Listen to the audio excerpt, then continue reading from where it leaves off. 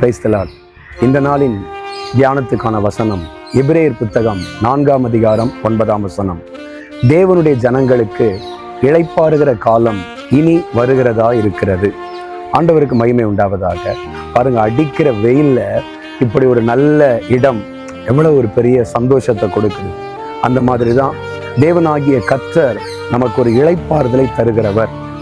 ஓடி ஓடி உழைத்து கொண்டிருக்கிற கால்களுக்கு, ஓடி ஓடி உழைத்து கொண்டிருக்கிற கால்களுக்கு, ஓயாமல் உழைத்த கைகளுக்கு, பாரங்களை அளவில்லாமல் சுமந்து சோர்ந்து போன மனங்களுக்கு ஆண்டவர் இளைப்பாறுதலை தருகிறவர்.